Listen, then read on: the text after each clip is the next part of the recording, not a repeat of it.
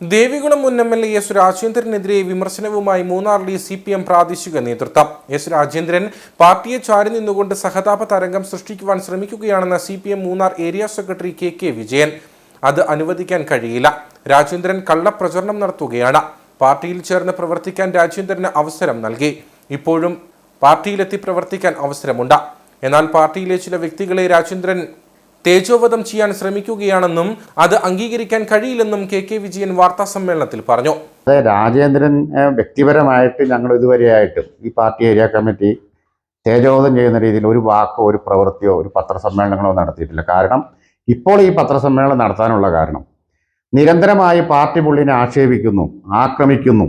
അങ്ങനെ ഒരു സഹതാപ തരംഗം ഉണ്ടാക്കി രാജേന്ദ്രൻ ഒരു സഹതാപത്തിൽ കൂടി വേറെ എന്തെങ്കിലും ഉദ്ദേശിച്ചിട്ടുണ്ടാവാം. അത് പാർട്ടിയുടെ ചെലവിൽ വേണ്ട.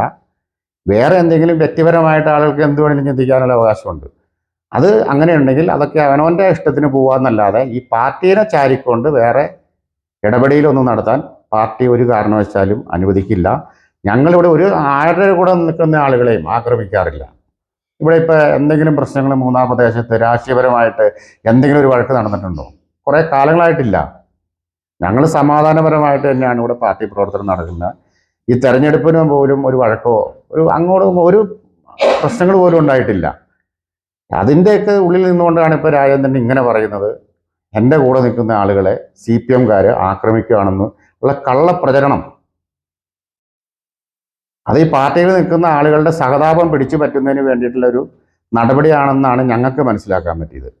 അതുമാതിരി പാർട്ടി ജില്ലാ സെക്രട്ടേറിയറ്റ് അംഗം KVSനെ ഇൻഡിവിജ്വലായി കൈകാര്യം ചെയ്യുന്ന രീതിയിലുള്ള സംസാരമാണ് ചാനലുകളിലൊക്കെ വരുന്നത്. അങ്ങനെയൊന്നും വർത്താനം പറയേണ്ട കാര്യമില്ല. ഒരു കാരണവശാലും അതിനെ അനുവദിക്കുന്ന കാര്യമില്ല. അങ്ങനെ അനുവദിക്കുന്ന ഒരു പ്രശ്നം ഇനി ഉദിക്കുന്നില്ല. അങ്ങനെ ഇവിടെ ഒരു പാർട്ടി ഒറ്റക്കെട്ടായിട്ടാണ് നിൽക്കുന്നത്. രാജേന്ദ്രന് ഇനിയും സാഹചര്യമുണ്ട്. പ്രവർത്തിക്കണമെങ്കിൽ ഈ പാർട്ടിയിൽ വന്ന് പ്രവർത്തിക്കാനുള്ള എല്ലാ സാഹചര്യങ്ങളും ഇനിയുമുണ്ട്. വേണമെങ്കിൽ വന്ന് പ്രവർത്തിക്കാം.